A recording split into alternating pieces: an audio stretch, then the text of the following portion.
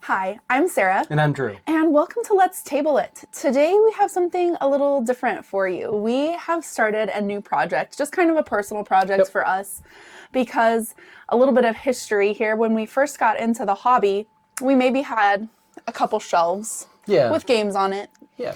And I would always keep our unplayed games to under double digits, so single digits. Yeah. And so that was kind of my limit. And then we got this fantastic game room makeover, which we are still so grateful for. But that really ballooned our number of unplayed games, and we never really recovered from that. No, we didn't. It's always then been a lot of unplayed games on the shelves. And with that, more and more games coming in all the time means that our collection has really exploded. Yes. And I think, I don't know, what was the number in your minds? Like maybe when we started playing games, like what number of games was like a good number of games to have? Oh gosh, when we first started, I couldn't imagine going over 50. Yeah. You know, I mean, like that's a good collection. Yeah, and I think I had kind of in my mind capped it at one point about 200 games because I felt like that was reasonable to play in a year. Yeah. That was like something we could play 200 different games within a year and not be stressed out about it. Right now, our collection, according to BG Stats, sits at over 450 games, and that's just too many. Honestly, for us personally, that's just too many games. Yeah, and honestly, I mean, I think if anybody's honest with themselves and wants not a just collection, but a curated collection, they're gonna have to limit it somewhere. Yeah, and you can't keep every game. No. And to that extent, not every game is for every person. Like, not every game is going to hit for everybody. And with this collection that we have and us wanting to get it down to games that we love to play and will want to play once throughout every year, at least once throughout every year, we're going to have to make some difficult decisions. And so it's not good enough for us, I think, for a game to be good. A game can be good, but it has to really hit for us and be something that we're going to actively go back to the shelf and grab and set up. And go ahead. I was going to say, and you know, that's the thing. It's not that, you know, these games they're on the shelf for reasons because we enjoyed playing them. But like you said, just because a game is good doesn't mean it fits. It fits in our collection. And so we have set ourselves a challenge. We are playing through all of our game shelves. And this is probably going to take us a couple years, I would imagine. Good chance. Just because we're giving ourselves a couple weeks per shelf. And just our open shelving at the front of our game room here is probably 25 weeks. Pretty darn close. Yeah. And so, or 25 different shelves. Yeah. And so even if we got one shelf done a week, which we won't, it's not realistic. That's half a year. And so it's going to take us time to get through all of our games. But if a game has earned a place on the shelf, I feel like it deserves another play. Yep. And so we have been going through, starting with our first shelf, and going through and putting those games out on the table and playing them. And the one rule we set was if our kids want to keep a game, if we put a game in front of them and say, can we get rid of this? And if their answer is no, then they have to play it with us. So to have a say in keeping or getting rid of a game, you have to have played it with us. And so our first shelf, we chose a big shelf because just to get us kind of kick-started in the right way. And we had a little bit of time. We're both teachers. We had a little bit of time between Christmas and getting back into school. And so we chose one of our biggest shelves that had 11 games on it. And some of those games are big games, like really big box games, which we find difficult to get to the table. Oftentimes, anyway. So we're going to go ahead and kind of talk through. We haven't done a whole lot of talking about, well, let's keep this game, let's get rid of this game. So we'll kind of hash that out here a little bit too. And we're going to start with the two games that all four members of our family played. And so we have an 11-year-old daughter and a 9-year-old son. And these are the two games that we played as a 4-member family. First up, we've got Space Base. Space Base, I think, is a family favorite. Oh, yeah.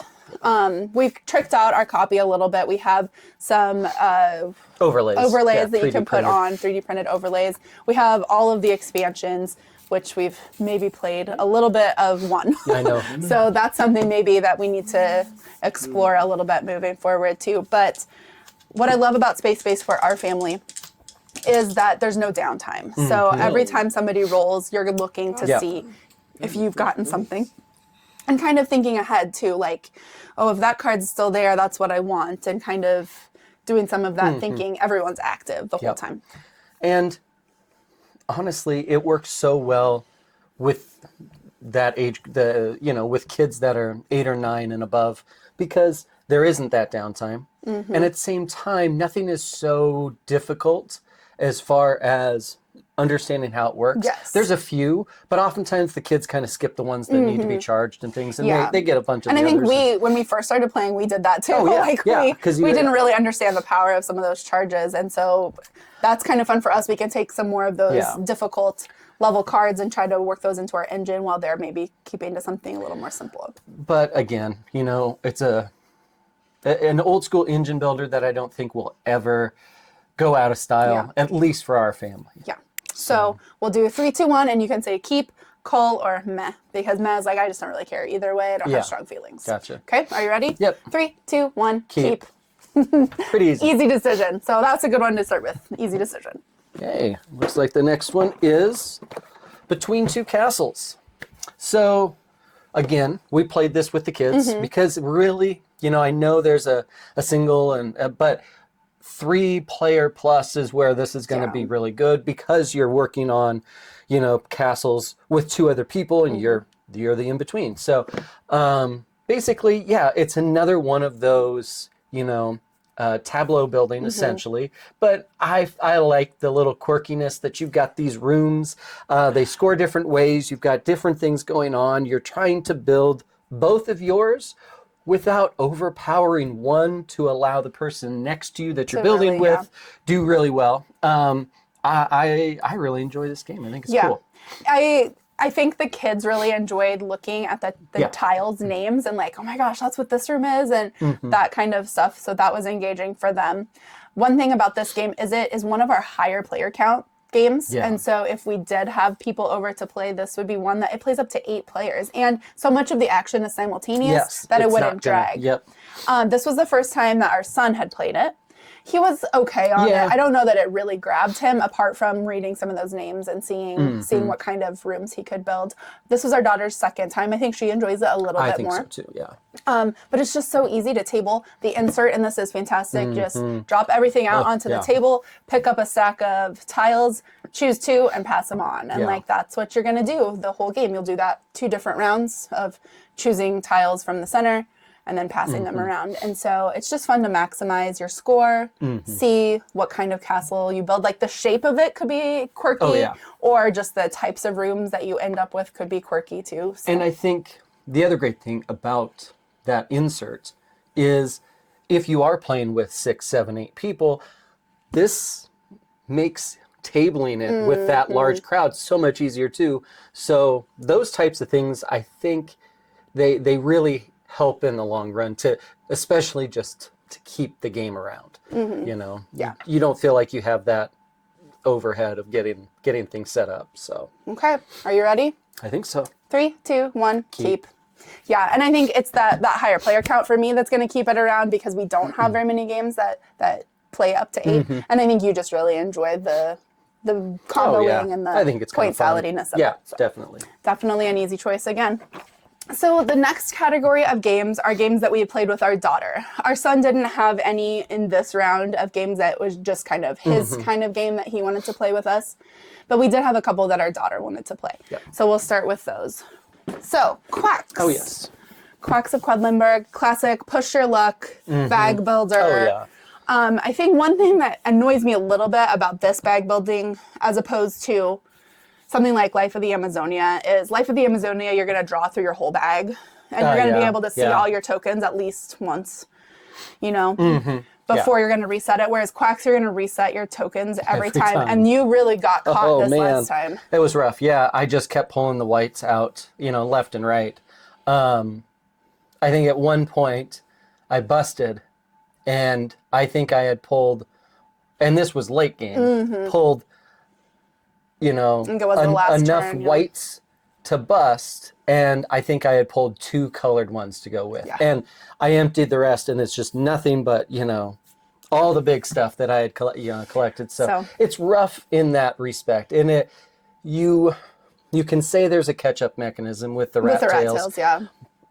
But at the end of the day, if you're unlucky, you're unlucky that day. It's over. Yeah. And I've been on the tail end of that too myself. It's usually me that's like, oh my gosh, I can't draw anything but whites. Yeah. And so the other thing we did with this one is we had only ever played the first set of chit powers, and this time we played the second set, which was interesting. It gave some different strategies and some different ways to get some points moving forward. But are you ready? Yeah. Okay. 3, 2, 1, call. And I think our kid, or at least our daughter, was on board with that as well. Yeah, I think we've hit that point with this one that because the mitigation of that luck isn't there, it's probably not. I mean, that was the first time we'd played it in quite a while. I just don't think it's going to be asked for. Yeah, it's just not one that we look at and say, oh, yep, let's pull that. We really want to play that. So I think... It's great for what it is, but again, does it fit us? Not as much, no. It's just that push your luck style isn't always great for us. And it's not as interesting to us as I think some people really love this game, and it's a good game, and I love that for them. But for us, I think it's just time to move on. I'm glad we owned it for a while. I'm glad we played it and tried it, so we have that baseline. But it's just time for this one to move on. So Quacks is going to be our first call of the year. Next up, we've got Vagrantsong, and we do now have the big box. So this has all the content I think that you can get. But did it have minis? There were minis available, and we like the acrylics. Is that correct? I think so. Yeah, they had some minis, but honestly, the acrylics in this one are so pretty. Are so good. They fit the color scheme. It all just fits so nicely. I love a good acrylic at the end of the day, and packing wise and space and weight, and it's big enough the way it is. I don't want to add more weight to this box. No. So that's kind of where we're at. But yes, we play this usually with our daughter. She likes, I think she likes that theme and likes a little bit of that boss battle adjacent kind of thing. I think she likes the puzzle of trying to figure out how to go after each haint as well. Yeah. And she likes her person. Her person has the dog. And so she does really likes that. And we have played 2 players. When we first started, that's what we did. And then our daughter saw it and wanted to play with us. And so probably the last 4 times, maybe 4 scenarios. And then this last time our son did sit at the table and kind of watch us. And so I think he's planning on playing with us on the next time we play. And that's something that's really great about this. Whereas it's campaign adjacent. It's not necessarily campaign, but it's scenario based. And so you can have players jump in and jump out. You don't have to have the same group every single time, which is good. For me, the big box has made it a little bit harder to table.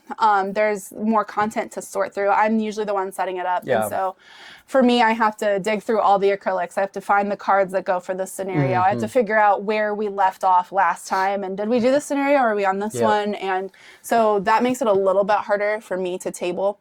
And I don't know that the theme is like my personal favorite, but I get Drew and our daughter really like it. Yeah, we do. And again, there's something about the art that's just captivating, and the, not that there's really story, but there's just a little bit of that. It just gives a feel to whatever scenario you're working on and things like that. But this is one of those that, you know, if we're quite honest, it's a top 5 game for me. Yeah. So, yeah. So, are you ready? Oh, yeah. 3, 2, 1, nah. So, yeah, we'll be keeping this one at least until we work through the scenarios, and then we'll kind of see how we feel about it after that. There is a way to go back and do the scenarios again, and then there's additional content. So this one will keep us busy for quite a while. So Vagrantsong is staying. So those are all of the games that we played, not just the 2 of us. So the rest of these, so that was 4. So then there's 7 other games here that we played just as a couple. And here we go. First one is Wild Gardens. So this is another one that, again, there's some action selection. There's, resource management. Order fulfillment. There's a little bit of quite a few things as far as what you're doing and how you're going about it and some stuff like that. Yeah, I just love, I think I am drawn to this theme in the way that our daughter and Drew are drawn to the other theme. I think this is an absolutely gorgeous game.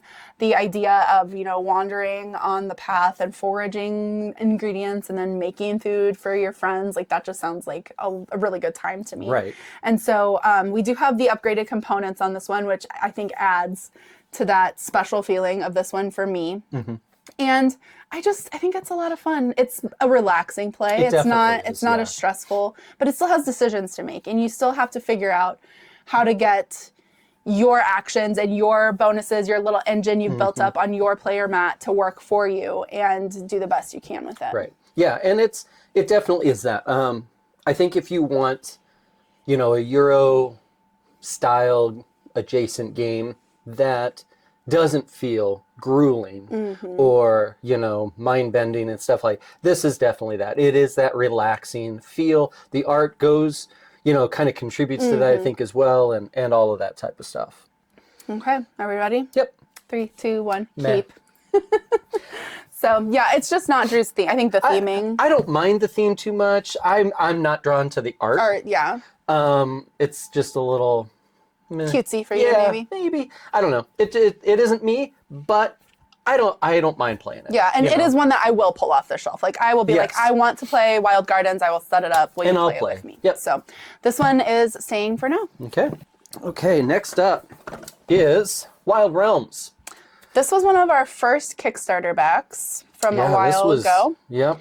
And we have had a really good relationship with Daywalker Syndicate, the publisher of this game. They have been super good to us. Yes. And so I adore this art style. The cards are absolutely gorgeous. Yes. We have some prints as well that we display. And this is kind of the deluxe. I mean, it's got...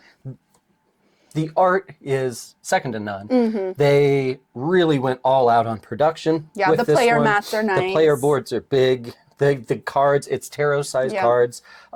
Everything is just a premium feel. And it's pretty good at what it is. It's a battler. It is. Whether you're trying to place your cards in all of your realms, you have to have a different variety of different symbols in each realm to lock it. You're trying to stop the other player from doing that by attacking with cards that you lay in your attack area. And there's some dice rolling with those attacks, so there's a little bit of luck with it. All that kind of stuff. Yeah. Like I said, I think it's pretty good at what it does. It is a really good battler. I think it probably plays a little better at 3 or 4, just because you don't feel like you're always targeting the same person. Yeah. But, like I said, the art and production are amazing with this. Yeah. I think one thing that we've learned this about ourselves as we've progressed as gamers, especially at 2 players. We love each other. We're married. We've chosen to live with each other. True. We don't want to beat up on each other. And I'm not judging you if you and your spouse want to play those games, but that's just not what we want to do. And so when it comes to games that require us to attack the other person, it's just generally not going to hit the table as much. We're not going to request it. Whereas if we can work together or kind of work on our own thing, that's going to hit a little better for us. But if you are, like I said, if you are one that likes a little bit more of that confrontation and interplay like that, this is a pretty good game. It kind of reminds me of, I haven't really played any trading card games, but something like a trading card game where you are, putting those into different lanes and you are trying to use your powers to attack the other person. I could see this hitting for people that really enjoy that style of play. Yep. So, are you ready? Yep. 3, 2, 1, call. I think we've just moved on from Wild Realms. Yep. I think it's absolutely gorgeous. It's just the gaming style isn't something that we're going to reach for on a regular basis. And it does have a solo mode. That's another thing. If people do a lot of solo, this one might be another one that you're into that way too. Okay, so that was Wild Realms. Looks like it will be leaving the collection. Next up, Charcuterie. I split you choose. You're going to pull items from the bag and you're going to make stacks of different ones. And then you have to keep in mind that you as the host, the person making the stacks, you're going to choose last. And so you want to make sure that there's something left that you want by the end. So you want to kind of spread out the goodness. There are different scoring conditions that are variable. So each type of food, like bread, vegetable, fruit, dip, every Yep, different kind those. of thing is going to score differently. And so you're trying to kind of minimize your negative points and maximize your scoring as you arrange your food on your charcuterie board. Yeah. Super simple, super fast. Yes, that was like, I hadn't pulled this off the shelf for a while because I was like, oh man, it's just going to take some time. We played it over our lunch break, and we are teachers. We don't have a long lunch break. Like, it took us 20 minutes to play this game. And that just really shocked me at how quick it was. It's a simple game. It plays up to 6. It's fast. It's a mechanism that I think has gained some traction with the I Split You Choose lately, or at least, in the last few years. But those types of things alone, just playing up to 6, quick, light. This is a good, beginning of the night or end of the night, or however you want to look at it. Anytime you make a charcuterie board, you there just you go. play charcuterie. But I think, it's got a lot of merit there. It's fun, light, simple, pretty. Pretty. The really components good to are look great. at. Yep, Yeah. all those types of things. Yep. This is another reason why I wanted to do this, is to go back and play through some of these games in our collection that we just don't think of all the time. Yeah. And I will be way more likely now to pull charcuterie off the shelf, just remembering how quick of a play it is, and that we can play this and then play something else still. Yeah. And so I was just really kind of charmed again by it. So are you ready? Yep. 3, 2, 1, keep. Yep. Easy choice, staying on the shelf. Okay, next one. Skye team. Okay, 2-player only, limited communication. I will, dice roll. There's a little luck. There's ways to mitigate that luck. Variable, tons of different modules and things you can do. Scenarios, and, different the scenarios airports, to play. etc. So much going on with this one. What else can you say? Yeah, if you say 2-player only, limited communication, cooperative. Yeah. That's tick, tick, tick for us. That is you're describing pretty much our perfect game. We really enjoy. And this is close. I mean, it is, there's like I said, so much going on, so much variability, so many things to do with it, ways to approach it, the little skills you can have at the start and get to pick. And it's so much fun. Yeah. And I know some people have ragged on this because of the theme, because of, it doesn't. Well, you're pilot and co-pilot, but you can't talk, and you have to learn, let's just take a step back and enjoy the mechanisms for the game. Does everything have to be on the nose? Yeah. Exactly. I think maybe you're experienced, and so you don't have to talk as much as, I don't know. And anyway, you know what? Just enjoy it. It's a game, Yeah. So I also like that the components outside of the dice and the dial, everything is eco-friendly. So you've got paper bags, you've got wooden parts, wooden, and the planes and the coffee cups are wooden. Yep, you've got cardboard slots and or what I want to say, switches and stuff like it. It's just, I appreciate those types of things. At the end of the day, they didn't overproduce, but at the same time, it's perfect. For what it is, yeah. It hits that lane, that middle area. So, yeah.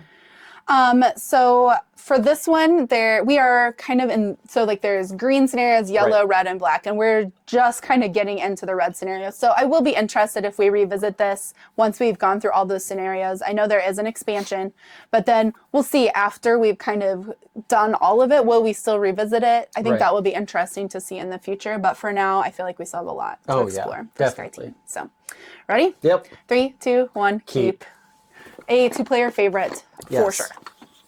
All right, next one up, Isle of Skye. So this is an older game. It is an older game. We didn't get it until just a few years ago, a couple years ago. Just this last March, actually. Oh, was it really? Yes. Anyway, so we played it at a game cafe. Yep. It was recommended to us to try out. We really enjoyed it. And then last year at Great Plains, we found a used copy of it. And so we snagged that and got it home. And then it sat on the shelf. Yeah. And when we sat down to play it for this collection curation, was the first time that we had gotten our copy played. And we really enjoyed it. This is one, we don't like economic games a lot. No. The bidding usually is one of those things. For me especially, I just don't like it. It's off-putting to you. But because you're setting the prices and trying to jockey, I know they're going to want this tile given what they're working on. If I jack the price up a little bit, will they still take it? Or will they decide that's too much? and then you're out some money. So there's a nice balance there. Yeah, that bidding where you were setting the price, and so then whatever the other player doesn't choose, you have to pay it. So it's a little different than straight up bidding to me. And I think that's kind of fun because it really does add another level because you're setting the prices. It's not a straight economic in a lot of areas. And so it's essentially, again, you're doing tableau building. You're trying to achieve certain goals, which will change every throughout game. Every round, is going to be a different combination of things that you're going to score. So there's a lot going on. We like the tableau building. Again, because you're setting prices, the bidding doesn't seem as cutthroat. This was one that I really like. Just the idea of it, the feel of it. I know it's really old school looking, but I don't mind that. It's a solid game. It is. I was surprised when we got it back out on the table. It probably took us 45 minutes to play. And that was with me kind of thumbing through the rule book just to remind myself a little bit. And so I was like, it's just, the mechanisms are easy. The combination of them makes you think, but it doesn't outstay its welcome either. So I was really pleasantly surprised again. This was another one that I was like, are we still going to like it now that we play it again? Or was it just a one-time thing and we had some rose-colored glasses from playing it the first time? But no, I definitely enjoyed it. I had a lot of fun. It's definitely, it's one of those old school favorites that I think it'll be around for a while. A bit. Yep. Okay, are you ready? Yep. 3, 2, 1, keep. Easy choice again. Okay, knitting circle. It's a calico cousin here a little bit, if you're familiar with calico, where you're drafting from a set of tiles and then you're adding them to your play area. But this time, instead of making a quilt, you're making some knitted garments. And I think this one gives you a little more flexibility than calico does. Calico is very closed. Once you have filled your quilt quite a bit, you're left with very few choices. In knitting circle, you are completing these garments and then starting over. So that gives you a little bit more flexibility in the tiles that you're going to be able to use. You can also spend these knitted section tiles to do things like flip a tile, to gain a new garment to work on, stuff like that. So there's, again, because it's got some of those mitigation methods, it helps a little bit with the random, pull from the bag and what's out there and how patterns are coming. And then your drafting is a little more open too. In calico, you only have 3 tiles to choose from, whereas in knitting circle, you have a center rondelle that you're going to move your cat along and then choose one of those 2 at the beginning of the round. And so that might dwindle down to only one thing left in each section by the end of the round, but you just have a lot more choices. I am a knitter. I have knit since I was in high school, and so this theme really speaks to me, and I think the component quality and the art is just top notch. It really worked. And then some of the thematic things as far as like the button scoring where you're looking for striped or this kind of a pattern or these colors, and I think that really works. I get it. Obviously not as big as far as for me the way that works, but it also, because like you mentioned, because it's a little more open than calico and some of those types, it doesn't have that, when you get past halfway, sometimes calico would just be like, well, that's not coming out. Grueling. It would just, frustrating. Really, it got to that point for us. This one, while there can be a little bit of that here and there, it's not to anywhere near the same amount. So, it's not as frustrating for us for sure. And I think it's one that if I pull it off the shelf to play, Drew won't be like, oh, I guess. It'll be one that we'll both be happy to play. And it's another one that, because it's, 30, 40 minutes, it's fast enough. It's a weeknight game for us. Fast enough not to outstay again. So, are you ready? Yeah. Okay. 3, 2, 1, keep. Oh, really? Yeah.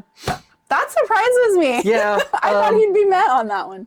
I was on the fence. On the fence between those two, but at the end of the day, it does enough different. Sure. And, I don't mind. Okay. Well, that's good to know. I will be interested to see if we come back and do this in a couple years again, like where this is. Like, have we played it or has it sat on the shelf? Because it's a fairly new game, so I'll just be interested to see what its future has for us. Yep. So you never know. But for now, it is sticking around. Last game. Okay. Another big box here. Yeah, but it's a big box because it's essentially modules. It's 3 or so, really, actually, when you look at it. 3 games. So this is Set a Watch Dune Run. It's got all of the Set a Watches, which they've just announced. They've got a new one coming out. So Rock Manor did this. I got in on this because I was really curious. It's a cooperative game. You've got player powers. So there's some asymmetrical there in what you can do and how this works. And basically you are trying to defend your camp and, keep the fire stoked while getting rid of things that are monsters that are coming in. You're going from one location to the next on your way to the final destination where you will hopefully, be able to battle and get rid of all of the monsters that you're going against at that point. Yep, so have at least one player still standing. Yes, exactly. This is one that I just really thought with card play, with cooperative, and some things like that. There's some with a dice roll, and I just thought it would hit for us. I'm not sure that it did. It's brutal. It is. It is brutal, and I think I don't mind a brutal game that's going to be over quickly. Yeah. But this we it's over play an hour. for 90 minutes, and then on the last card we lose. And that's just so soul-crushing to me. I just spent 90 minutes trying my hardest, doing everything I could, and I still can't win this game. And this is the first scenario, the easiest section of it. And so, I don't know. It was a little tough. We've played it a couple times now. I'm really wondering, I'm thinking of taking just one of the first game, the Set a Watch, the original, and take it to school, and I might play it, over lunch and things, and I might see if I can't figure out a way to kind of maximize those cards, you use those powers a little bit better, because I don't know how to win this game. That's the feeling I get. I don't get to the end and I'm like, oh well, what if we would have done this? If we would have done this a little bit better, we would have won. I don't know how to win this game. And I think maybe a home rule, see if I can't figure out a way to shorten it. If we don't take a couple of those locations out and just shorten the length of time, I don't know if that will affect difficulty, and some stuff like that, even though you kind of reset every round, but I don't know. We'll see. Are you ready? Yeah, I suppose. Okay. 3, 2, 1, call. So we have talked a little bit about this one. I think the plan is for Drew to take this to school and to see if he plays it solo there. That's kind of where he does his solo gaming. I will. Just on, over lunch times, and just having a game set out that you can kind of revisit there. But for me, the 2 plays that I've had from it, I don't know that I want to revisit it. Right. I think, and you talked about trying to find a way to make it work, but for me, I'm to that point where it's well, we have so many games that work for us. Do we need to force a game that's not working for us to work for us? And I think for me, the dice roll, I think solo, because there are a few games that, have a little bit of that or this or that haven't worked for the 2 of us necessarily, but I enjoy playing solo, and vice versa. Same for me. So that's one of those, I think there's a chance it'll work, but like I said, even then, I feel like I'm going to have to house rule a few things and see if I can't figure out ways to, just to make it playable for us, or at least for me. We'll see where this one ends up. For now, I think I'm going to mark it in our collection as at school. Okay, yeah. So it's not in our permanent collection at the moment. Yep. Will it come back? Maybe, if Drew finds that he's found kind of a system to make it work for us. But otherwise, I'm happy to see this one leave the collection. Not happy, but I'm not sad to see this one leave the collection, just because it just really hasn't worked for me as a gamer. I think if you like kind of that, the boss battle, dice roll, asymmetric powers, some of those types of things, I think, and you want a game that's brutal, I think this is a game for you. Again, those don't tick boxes for us. No. So we'll see what the future holds for Set a Watch, but okay.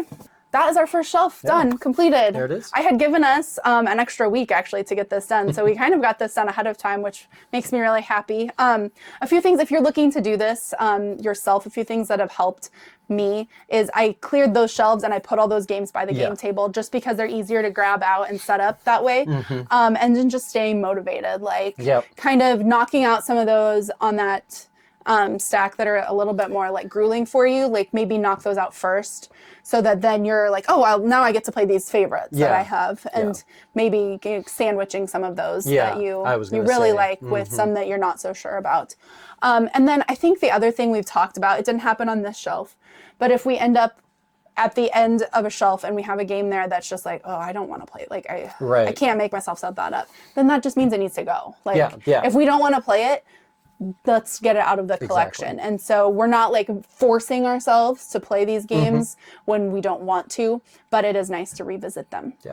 So far, 11 games have been played from our collection. 2 of them have been culled, and 1 is going out of the house, at least for a while. And so I like that percentage. I think that's a good start for us. I think so too, yeah. If we're, willing to get rid of somewhere between, anywhere from 15 to 25% of our games, that's pretty good. Yeah, and that's what needs to happen. Honestly, at this point, we just have too many. We don't have a large house. I have games on the floor. I have games in other rooms. I have games in game bags that are just sitting on the floor. Like we need to move some stuff out. Yeah. So. And at the end of the day, we'll see. I think there might be a few areas where we hit bigger numbers leaving, and there's probably going to be a couple shelves that maybe nothing. Yeah, I already have our next shelf set up over here, and looking at it, I'm just not sure that anything's going to leave, but we'll see as we go, because I was saying like this game, and then Drew's like, oh, I like that game, and then I said, well, what about this game? And our son is like, oh, I like that game, and then I was like, well, what about this game? And our daughter's like, I like that game. So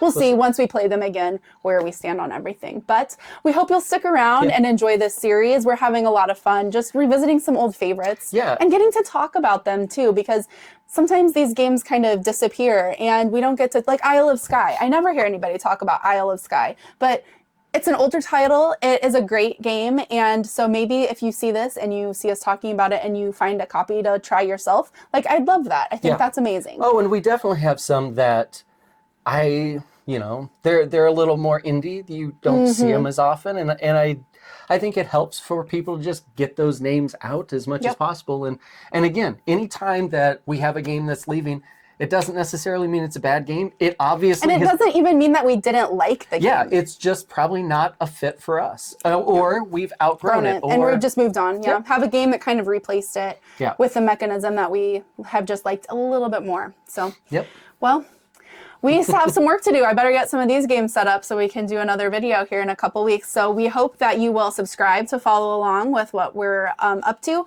Our channel is called Let's Table It. And if you want to get a preview of some of those games that we are playing, I post those to my Instagram, which is called Sarah Always Loses. We'd love to see you over there too. So until next time, we'll see you at the table.